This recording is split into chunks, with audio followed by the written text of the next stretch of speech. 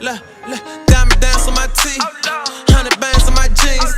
Got some niggas that's gone. Pray my niggas get free. What's good? This Young E-Class here with another episode of Kites. We on episode 23, I believe. 23. We made it to 23. In this episode, I'm gonna talk about something that I ain't really never talked about when it comes to like prison stories or whatever. This is just my experience, because I got a unique experience going in there so young, and I still got like kid attributes for real. But let me rewind it so y'all could understand the story that I'm about to tell you. So growing up, my mother used to deal with this dude named Donnell. Like, she was dealing with him like 15 years. She ended up marrying him. He was real abusive, bum, no job, mentally abusive, physically abusive.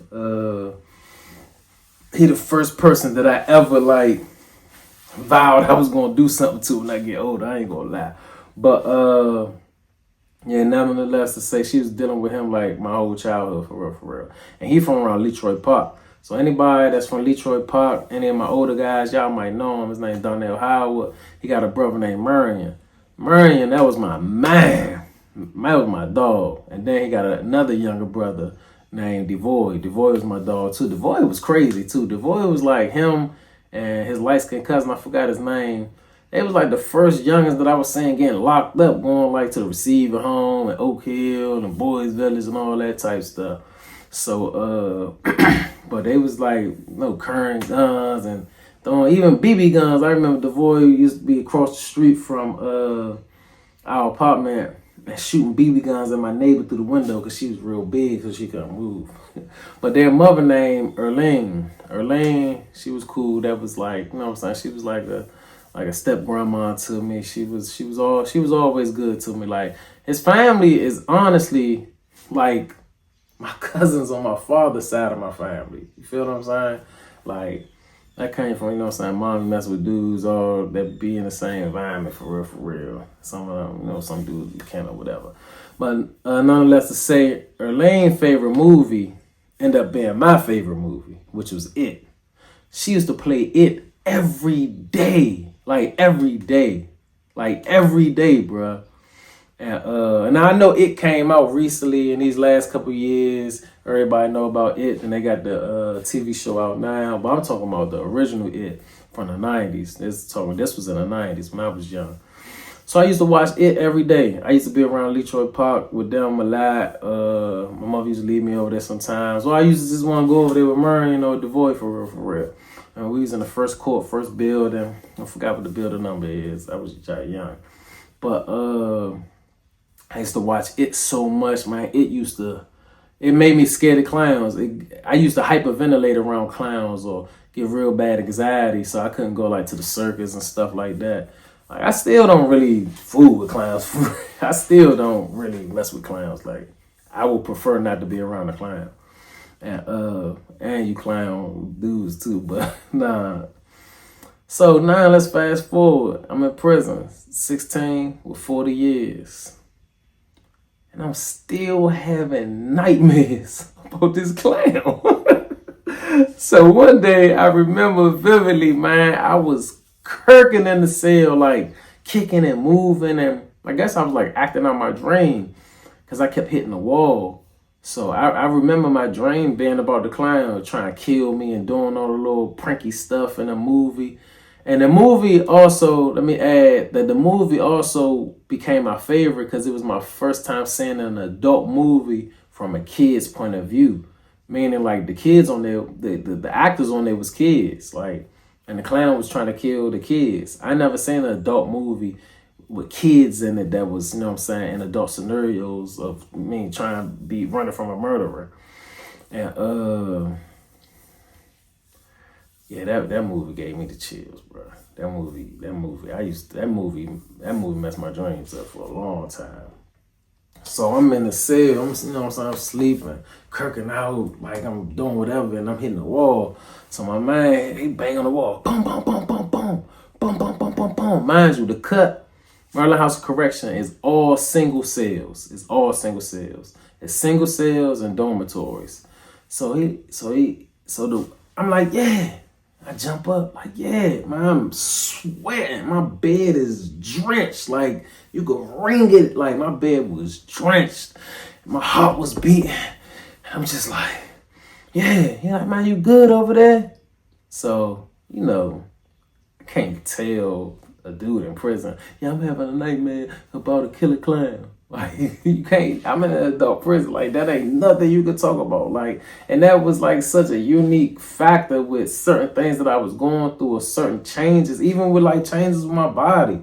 I couldn't really talk to somebody like, hey, man, like, I'm still going through puberty for real, for real. So I couldn't talk to people about certain things that was happening. And this was one of the things, because I ain't never want to get no signs of weakness. You gotta let that kid stuff go off the break as soon as you walk through them doors. I'm up in this joint having nightmares, bro. Like real loud nightmares and petrified. Now I'm like a little annoyed to go to sleep. But then outside my cell is a war zone. So it's like, you know what I'm saying? So I had told my mother though. I called my mother. I was like, Mom. She was like, what's up? I was like, man, you remember my favorite movie? She was like, It? I was like, man, why I'm in this joint having nightmares about it? She like, boy, stop playing. I'm like, I'm for real, man. I had a nightmare last night. She was like, oh my God. So I was like, yeah, it really messing up my sleep for real. She was like, you really have it? She was like, I'm gonna order you the book.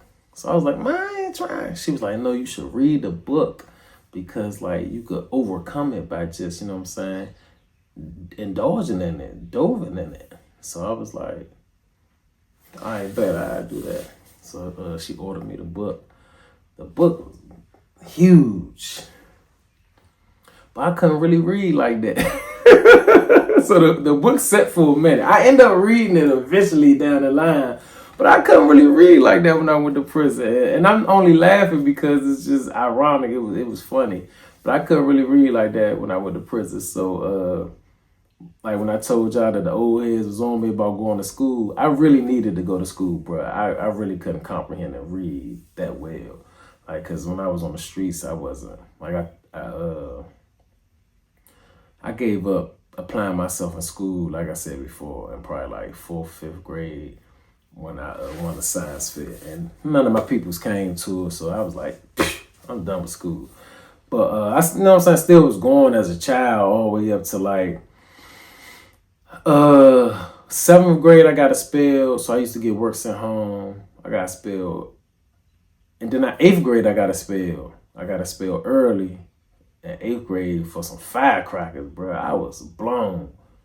Like, and I really didn't mean to bring them to school. I got expelled for some firecrackers. 7th grade, I got expelled for like big fights. So a big fight that happened. And, if you jump somebody, you get expelled automatically. But yeah, so I'm sitting in my cell one night, like, and I'm caught up between, I don't know what it's called. It's called something where as though you woke but you dreaming. So I'm just confused. I don't know if I'm in reality or not. So I'm sitting on my bunk and I hear something like going against the cell bars, like and I'm looking like, and I put my mirror out. Why is the clown, bro? Why is the clown? So I jump back. I'm in the cell. I can't run nowhere. So I go all the way to the back of the cell. And then he like put his arm out and like go like this. So I'm in that joint, like, and then he like pop his head over and say something. I woke up. But when I woke up, like I couldn't even breathe. My chest was tight. I'm like, man, I couldn't even breathe, bro. And it happened a few more times where as though I was like, man, I might need to talk to somebody, bro, because it's like I'm talking about these nightmares was like, and I wonder, do like adults have nightmares? Like that's what I was wondering then. I was like, man, do adults be having nightmares, or do you grow out of nightmares, or how do nightmares work? Like, is it only like a kid's imagination or something like that? I didn't know, and I wasn't about to talk to nobody about it. I wasn't about to pull up on somebody and be like, hey, young man, I'm in this joint having nightmares about the clowns, man. Like, yeah, what's up? What you having nightmares about? Like, they gonna be like, what? But the crazy thing is, the dudes I was around was some good men. The dudes I was around with some good men. They might have would have held the conversation, but I just my perception of prison, I just feel like I didn't want to put myself in no situation where somebody would try to play with me. That's all I used to be focused on. I'm not rah-rah just going at situations. I really was on defense too, not to put myself in no situation where nobody would think I'm weak, would think anything of me, that they would try to play with me. No situation. I really like mentally wanted to avoid situations, but I was ready for them. I prepared myself for them, and I was with it, and I was willing to. If I had to die, I was gonna die. Like, that's how my mind was. So like, I'm like, that's where my mindset came up. Be like, you know what I'm saying, pushing a knife. Like, I'm not even fighting you, bro. Like, we get into it, I'm putting this knife in you. We just gonna end all that back and forth or fighting each other every time we see each other, or worrying about if this gonna happen or if that's gonna happen. That's how my mindset was at the time. So yeah, man, I was really battling, and I don't know if that was like a demon or not, but I was battling that, and in the beginning weeks and months of being in there, bruh, my mind was going crazy about this clown, bruh. Like, this clown was, every time I close my eyes, he pop up in them. Every time, bruh, like, every time. And mind you, I was gone for a minute, so I didn't watch the movie. You know what I'm saying? So, I don't know, man. Y'all let me know what y'all think that was. Was it like some me getting, you know what I'm saying? I don't know. And this is the first time I ever spoke about it, too. The only person that know about this is my mother. Rest in peace, Mom. Love you to death. You already know what it is. But she the only person I spoke about this to. I never told anyone that like I was in there having nightmares that was really like messing up my sleep. So like in the morning when Junior would be like, come on, let's go work out, and he'd try to push me to the limits in the workout, I can't really make no excuse like I ain't get no sleep last night. Cause some dudes be standing up on the phone anyway, some dudes be standing up counting money, some dudes be standing up bagging dope up, bagging tobacco up, bagging weed up, making stash spots. Everybody had a hustle in there, so some dudes would be standing up, some dudes were sewing and making shirts and clothes and whatever a person was doing. So there's really no excuse about not getting sleep, but it's just the fact that it ain't that I wasn't getting sleep. My sleep was like irritated, and I was like mentally going through something. So like he'd be pushing me on the workout, and I'd really be drained, really don't have no energy, and I really can't tell Slim like, bruh, I've been having nightmares every night about a killer clown from a movie. Like, I just didn't feel like that was gonna fly for real. Like, even cause like even with like writing people on the streets, like I wanted to say something to them, but I ain't want them to take that the wrong way and think I'm trying to talk about something else, but I'm talking about this or whatever the case may be. But yeah, bro, I was in that joint real live having nightmares, like murderous nightmares from a clown. Like, and if you remember the old It, or if you ever seen it, or if you didn't, just Google it or look at it on YouTube. That clown was different. That clown looked different. Like, he was a regular person just with makeup on. And beep beep Willie. Like, hey, yeah, that movie messed my childhood up, man. But yeah, I wanted to talk about that just to highlight the fact that even though, like, you know what I'm saying, you could have a kid in prison, he's still gonna go through kid things. And I don't think nobody ever noticed that, paid attention to that, or even talked about it. Like you go through growth spurts. You go, like, I was short, and I seen dudes years later, and they ain't even recognize me. Headlong, they like, I'm like, I'm Elmo. They like, what you, I'm in prison, a child, like, really understanding still, like, you still learning your body for real, like learning how to really, I mean, that joke bathing different, like, you know what I'm saying? It's just a unique situation to be a kid in prison, bro. Especially in adult prison. Especially not being able to like really communicate with people, like whatever your thoughts is, whatever you're going through. Like I have real like manhood questions. Like I have real questions about like, what do I supposed to do in this situation? How do I handle this situation? I'm talking about like mental situations, dealing with myself and dealing with my family, dealing with females. Like that's one thing I could say. Bone schooled me on a lot of stuff, but it was just certain things that I felt like I couldn't talk to nobody about because, you know what I'm saying, I'm in prison and dealt with growth of, you know what I'm saying, being like, you know what I'm saying, who I remember the first time I got a head bump. Like, I didn't know what to do. I didn't know what it was. I had heard of boils before. I thought it was a boil. I was scared to, you know what I'm saying, put a slip in there because they got to check my genitals. Like, I had a head bump. That thing was hurting. But I couldn't talk to nobody about it because I didn't want to. That's like, to me, like, it's talking about, like, your genitals. I don't want to talk about my private area to a dude in prison that I don't know, this dude on free time. And, you know what I'm saying? So it's just a lot of stuff. I didn't even know if we supposed to shave our hair or I didn't know too much of nothing when I was up in that joint, bro. It's just like I learned a lot from TV, from books and stuff. Once I did learn how to read, because that was a journey in itself. Like not really knowing how to fully read, fully write, and fully communicate. And that's another issue, like being a kid in prison. That's something that should really be studied, man. And I did talk to it was in the UK. I did this. It was like a panel, but they had me on Skype for college, and they was talking about you know what I'm saying, kids in prison. Even Creflo Dollar had a segment on the show that I was a guest feature on Creflo Dollar Our World. Talking about kids in prison, kids in adult prison. And you see they starting to change laws and everything.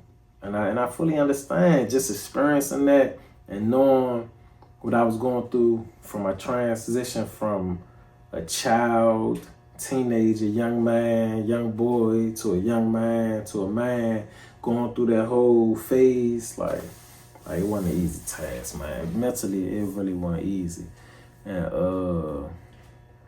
though even like with the nightmares, even though it's funny, but that's real. Like that's real. Like it could have drove me crazy. It could have drove me crazy. Like that's probably how some people got go crazy for real, for real. I mean, we never know.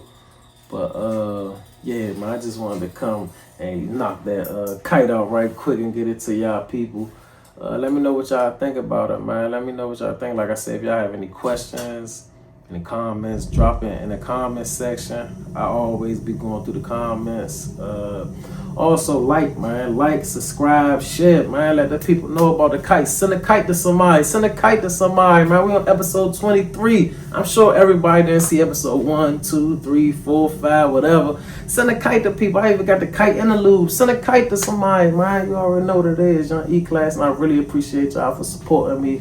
It's like therapy, and I really be getting messages, emails, and DMs from parents of kids locked up, from people that's about to go to jail, and even from people in the jail that's just letting me know, bro, keep it going. Like, I love seeing somebody give a prison experience that ain't only wrapped up in violence, that's not only wrapped up in, like, you know what I'm saying, some freak stuff, or just not only wrapped up in all negativity all the time. Like, you know what I'm saying? So I just vow to always give my full experience so a person can understand like what it is like to go through it. And also so a person could be like, I'm not trying to go through it. I'm not trying to go to prison. I'm not trying to be locked in a cell having no nightmare. I'm out. Kites. Make sure y'all subscribe to my YouTube channel. Young E-Class Kites is dropping.